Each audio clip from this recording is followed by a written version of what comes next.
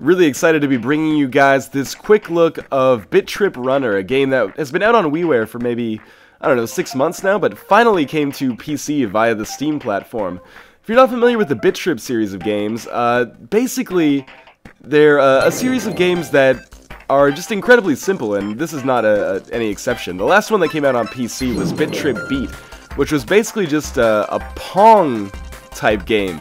But saying it like that makes it sound condescending, and it's not the case at all. Basically, it's like what Pac-Man Championship Edition DX did to Pac-Man, that game did to Pong. And we've got the same kind of similar situation here, where we've got really simple gameplay concepts. All we've got to do is get through the level and collect the gold, and we only have 3 different things we can do. We can kick, we can jump, or we can slide to get around obstacles.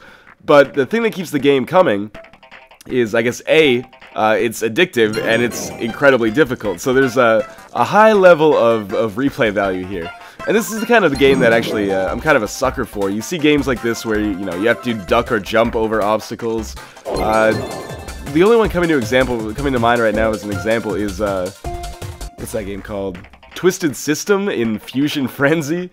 But yeah, I'm really into that type of game, and this one, hits all the right buttons for me. The thing that really propels it over the top is how they've integrated the gameplay with the music like this.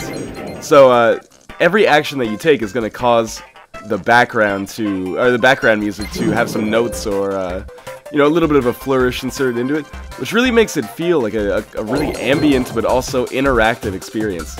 And of course, when you pick up those crosses, or yeah, I guess you'd call them crosses, plus signs in the air, it causes the music to get taken to the next level. But as you can see, I'm having a little bit of trouble here, because the game actually, as I mentioned a little bit earlier, is quite difficult. The only goal is to get to the end of the stage, but also as you play through, you'll find these gold bars.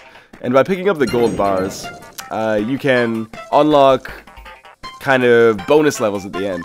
And the bonus levels are, like Super Meat Boy, they're throwbacks to earlier games. So the one on this world is a Pitfall-looking game, Pitfall-esque game, anyway. So yeah, having just come out on Steam, I really cannot recommend this enough.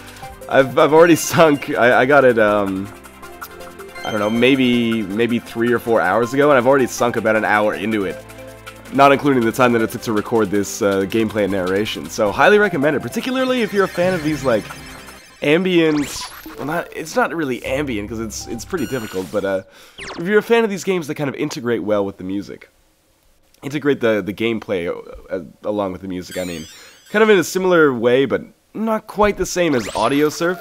I just ended my challenge there, the bonus level, prematurely, because I want to make sure that in the remaining video time I show you my favorite levels. So this is one of the last levels that I've done in my relatively brief time with the game. And it really just demonstrates to me how good the game can sound when you're doing everything so well.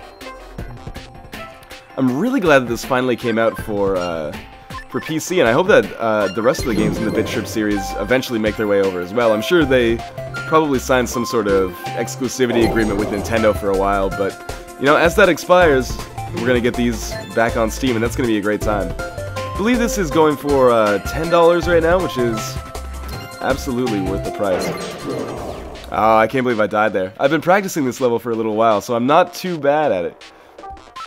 I haven't encountered anything that's super difficult. The thing that makes the game quite hard is that you can't make any mistakes. So, if you make one mistake and hit one thing, then you you have to restart the level from the very beginning. You can miss gold bars though, and all that does is it keeps you from being able to access the bonus level at the end. Kind of reminds me of like Crash Bandicoot like that, and collecting the gems. But that's pretty much the only comparison that you could make between those two games.